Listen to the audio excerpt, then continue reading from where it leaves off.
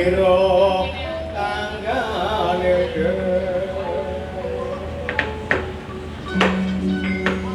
kang ngono cari kowe pancet ta oh ciri waci lho nek ngene iki ciri kasih ngono lho ngono yo kang ngono iki awan-awan lau-lau desa Pejoyo tak bolang ngomong yo bot-bote aku kembun dawuhe Bapak Dalang Sujaman. Iya, Kak. Yo terus wayangan awan ana bali desa Jaya ngono. Kok dadi ngono ya, Cak? Lari kok metu sagae gopo kabeh, Cak. Iya. Sebabe apa, Cak? Ditungguki. Iki iku sesepuh dalang sing teko puri. Sing teko puri. Lah iya ta. Bapak salamun iku sih. Iya wis ero. Iku mang sedulurmu sing teko Prabon. Ikwan iki mangke ora wong mrene. Kula iki kok gopo-gopo. Masih dikunggo iki yo gopo-gopo. Iya le. Lah iki ayo ditakono bab kahanane darami kaya apa. Ndara kula tumenggo kula drohae. Kok ngantos panjenengan menika ngayuda lawan prajurit Ngamarta. Menika wonten menawa boten. Latihala pawan yuk. Aku kembun gawe Gustimu Prabu Tejoro. Sebab negara Bulutika iki kena wewele ing dewa bebasan wong esuk lara sore dadilan pati Pak. Bedhug lara minger dadilan pati. Ing kono gawe Gustimu Prabu bisa mulya jati muni yen wis ditumbali manungsa kang anggarepeni getih putih. Ing kono ora ana sing duweni getih putih kejaba Ratu Ngamarta Sinun Kuntadewa. Kula iki mau aku perang tanding kelawan Antarja. Aku jaluk dalan mlebu menyang negara Ngamarta kadiwenehi kok. Weh. Ya apa ya? Darahku iki mang kudu arep mlebu menyang negara Ngamarta tapi gak oleh. Prangan sapa? Prangan karo putrane Darahmu Sena. Raden Lindu Segara ya Jakar Bumi. Ilmu Jakarta ayo jabale iki banyak. Kamu ngono sih, Dok. Kowe gak ngomong lek jadi bocah jelas mati ana nang Keraton Ngamarta, Cak. Kok lha iki karo dhewe sih. Antarja iku lho. Duwe wisa sing mandine pitung cemukur. Iya le aku ya wis ngerti. Nek kene diringno le, nek kene ya apa maneh. Lah nek dijak balik gak gelem ya jerokan pisang-pisang wis. Apa sih kok rampung paman? Nggih, Ndara. Kula aturi wangsul mawon dhateng Bulutika. Matur dhateng Gusti Prabu Tejalana. Awit negara Ngamarta menika boten kenging sembarangan. Prajurit lowit-lowit niku tasih ana dereng. Enten sing saged mungkin Kantara. Enten sing saged ambles bumi. Niku prajurit Ngamarta. Putrane pananggahe Pandhawa Bratasena. Mula monggo wangsul mawon. Ya paman. Aku gelem bali menyang Bulutika yen wis katon boyong anane Sinun Kuntadewa. Aku dilingno. Ayo tak diling. Jajal mundur. Mundur tak sumbarane Raden Antarja. Ayo mundur le. Mundur ya mundur. Ayo Budura ini.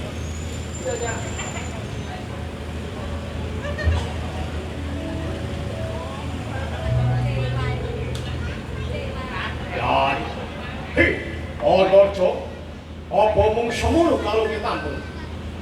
Iyo tibur rebu kenal, yo aku sekitar betul benih imam kata mikir. Ulo sirang yen ditaboni no sira mangkak datang mangkari bojo. Takoni dewa umatu, podo aku raten lindu segoro sing gawe paling. Dia otor jawani subar koyo ngono. Atau tak layon cidek nyandak koyo aku. Tak sepeda waktu ku merasa bletuk bangke pun.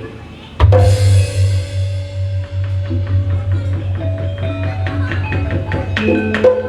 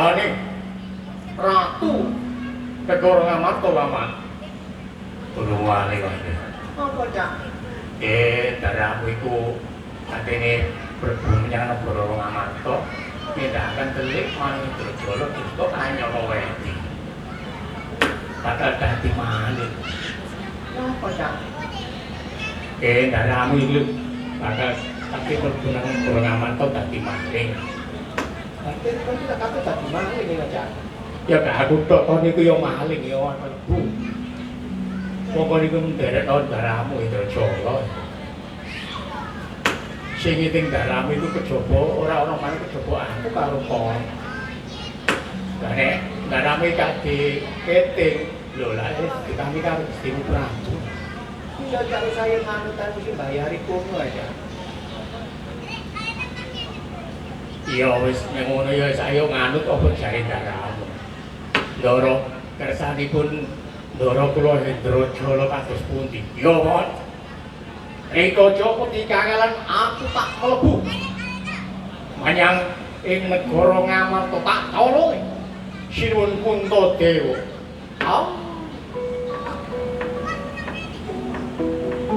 Menika to kawontenane Raden Hendra Jala.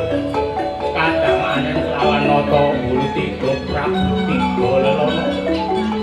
Asung lebet dhateng ing manegari Ngamarta. Asanyidra. Kawontene Ratu Ngamarta Sinuwun Puntadewa. Sanalika ngenggalaken rumaksana jejak Pertiwi kaping 3. Raden Hendra Jala munggih wonten anggasa mlebet dhateng pagelaran agung negari Ngamarta.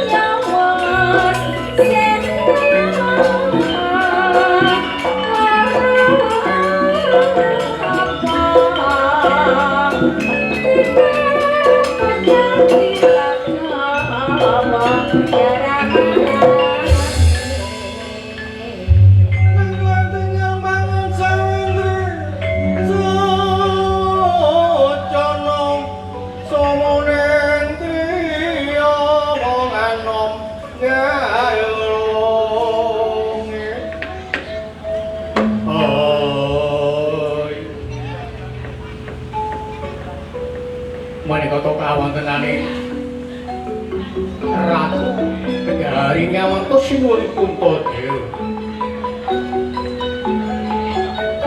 Eja nira sare wonten ing pasarean. Boten marang sangkaning blai. Dene sinten ingkang lain-lain wonten ing salebeting pagelaran dari Ngamarta. Menika Raden Hendra Jala ingkang kautus ingkang Rama Prabu Tiga Lelono supados nyindra kawontenaning Ratu Ngamarta Sinuwun Puntadewa. Bocap pengirangane menapa Raden Hendra Jala wong sekti Mandraguna saged Mancala putra saged Mancala putri. Sanalika Hendra Jala mataji lelimonan wonten ingkang semerep kawontenan tiyang Ngamarta bilih Hendra Jala mlebet dhateng pesanan Sinun Puntadewa. Sanalika Trembinasi Hendrajala ningali Ratu Ngamarta Sinun Puntadewa den ngomong den saut den peta wangsul dhateng ing panegari Gurupati.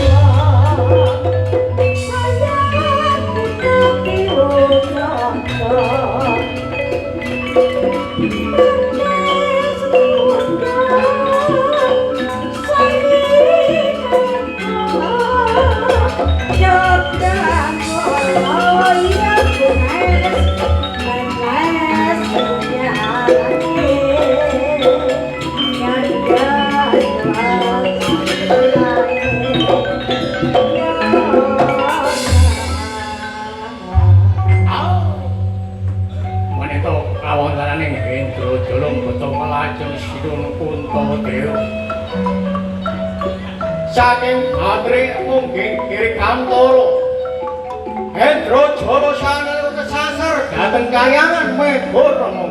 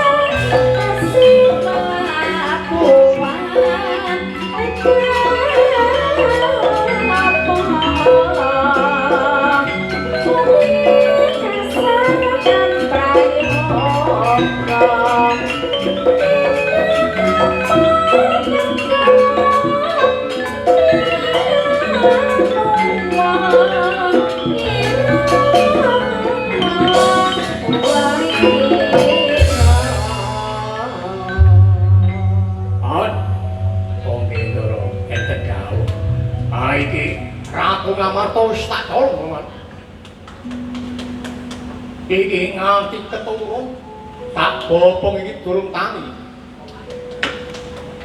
Wah, gitu kan kali pamaling kan. Paripan kaki ngomong. Lho depan mandiri. Ora kuwi iso-iso. Lah kersane durung kula atas pundi. Sejajal. Sliramu iki Ratu Ngamarta iki bobongen. Hawan mudhun kok. Kok iki aku negeri kantor rupane kesasar Raman. Iki kayangan ndi? Kontrol kayangan iki. Iya, kamu kuduli kan ae. Kayangan ndi? Iki kayangan iki goreng mangga. Kayangan goreng kayangan sapa le? Kayangan Daramo Rio Gatot. Di kalau sepuluh dalam Gatot itu dipek entos royo tahu dewo diganjar kayangan goreng. Oh, kan. Oh, tadi ngono ya. Ono Iya paman sojo gemercek sak kancamu dhewe. Bapak Ratu Ngamarta. Nggih, ayo dijarono. Rupane iki kaya skor jol dhuwur kok sapa iki. Ya kaya jantane. Nggih, ndoro ingkang atos 100 kilo bobonge. Ayo le, ewang ono apa iki dolanan daerah. Iki aku kok Bawa dorong. Ayo, jarono.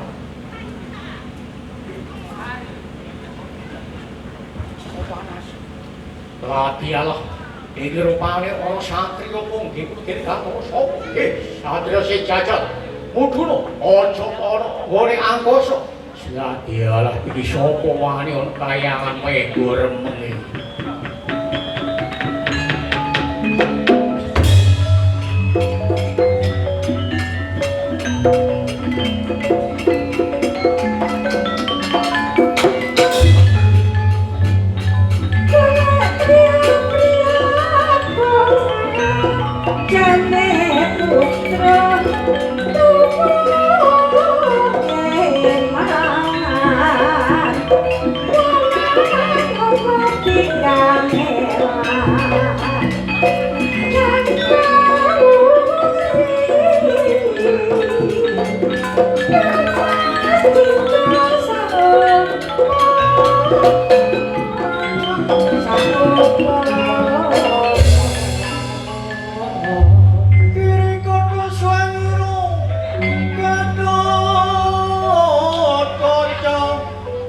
Mesat mering kekono meko moyo meko del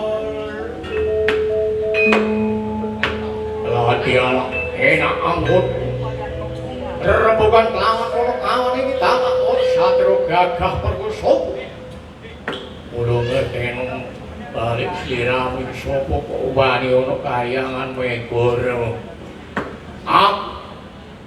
Raden Hendrojo saka negara Bulutika asri Rawusa Raden Gatotkaca sing duweni kayangan megor banjur sliramu ana kayangan megor tanpa sebawa karo sing duwe Balio ya aku tetap ono kayangan negaramu. Kowe mau opo? Iya. Tak ali ngono sliramu. Yo mesti wis aku mari tindak telit mangin terus terus to anyol wae. Aku nglakoni maling. Ora ono sing tak tolong kejaba Ratu Ngamarta Sinulkuta Dewa. Apa sliramu? Kabeh itu ya wong negara Ngamarta. Kudu wong aku karo wong Ngamarta wong liyan brayat.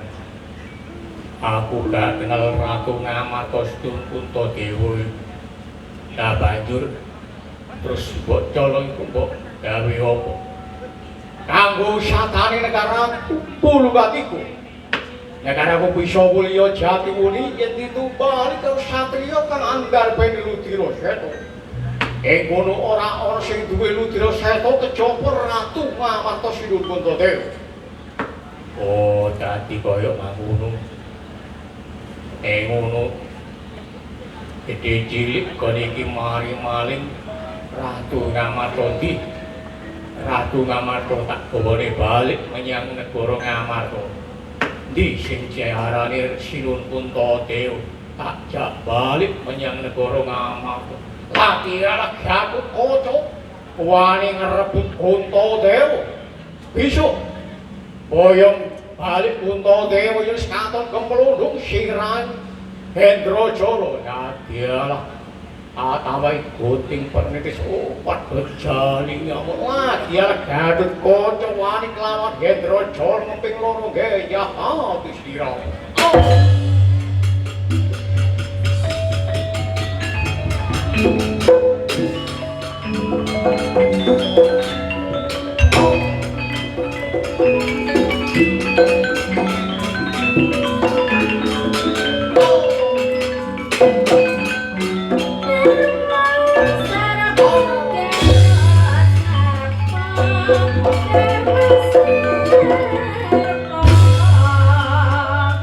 Putra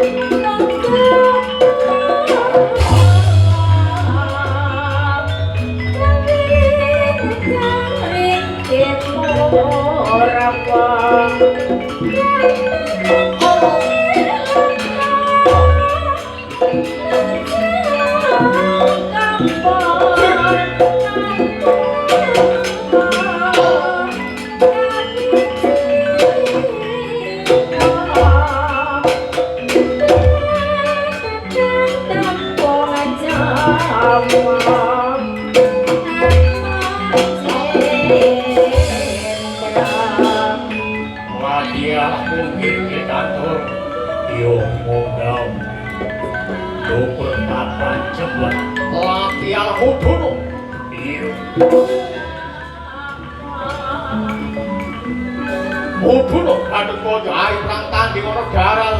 Munggah dhuwur cepet. Aku gak iso munggah goblok. Ayo mundur. Yo sing jajal tak dunia aja nganti melayu. Ora watak Endra Jala yang melayu. Ayo sing jajal eto.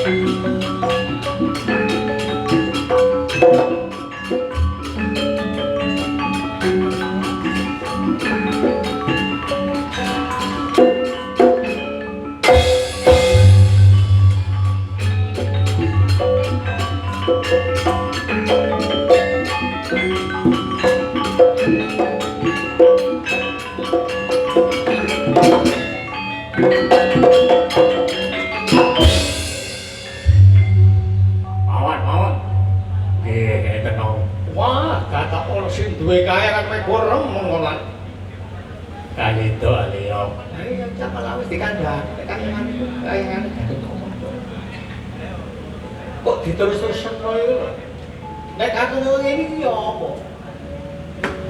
Untuk teo kata di mamang. Napane? Kunto teo ratu ngamarta konteke ndi? Kula titibaken warung wetan itu. Goblok. Oh manungsa kok titipno. Kersane mboten melayu. Kula janang warung ping 30. Kengken ngombe kopi cek seger awake iki malah dilemempun niku pun tani atine kula sukani kopi. Cek lek. Dadi koyo ngono. Alasane cari koyo ngono iku lak kan tinggal kopi lak kono sing kasane kan. Padha kuwi iso. Iya, Cak. Masih panitiane wis ngerteni Cak Supaji, iya wis ngerteni Cak Solingki iki kancane dhewek Supaji. Ono ya, Le. Iya. Mulane njaluk apa-apa kok iso aja wedi. Padha nang jeragane. Ono ya, Le. Iya. Lho lak teko dhewe ya, Candri sing ngekeki. Ya apa, Le? Iki Candri sing ngekeki. Iya, wis tak waran mulai sekolah terus budal lobi. Nggih, Pak Dik. Iya, Cak, winginane majak kali bayaran, Cak. Oh iya. Tanggapan dhewe, Cak. Oh, tanggapan do ana daerah Kudu. Ana desa Bebekan. Oh, desa Bebekan kuwi enten iku kakekmu ngono. BPN bakal rayung Kecamatan Kudu. Daleme Mas Aris Ki Dalang Aris Wiyono. Lah iku persatuan awak dhewe Mojokerto Wali Gaya Mojokerto niku pentasno Dalang Anom Cak. Dalang Anom iki. Sapa ae Cak? Iko rupane adikku Danu Tirto. Adikku Islamuddin sing teko Jombang. Sing situke iki Sri Bawono, putune Budeswati sing teko kampung. Oh, ya Cak ya. Iya dadi kok gak bayaran Mas yo. Kok kadang iso ya kok. Oh malah cantrik, mul cantrik kuwi lho takon. Mosok padi kan amplop ini ngono. Kaki ngono gak ono blas. Wis aja kemerbis sak kancamu iki. Ayo diboyong menyang negara. Bulu tiga. Kanane Sinukut Kuntadewa ayo dipercayani hormat yaning alun-alun. Bulu ketiga. Padahal kata monggo kula dhereaken. Ayo mangke iki monggo ya.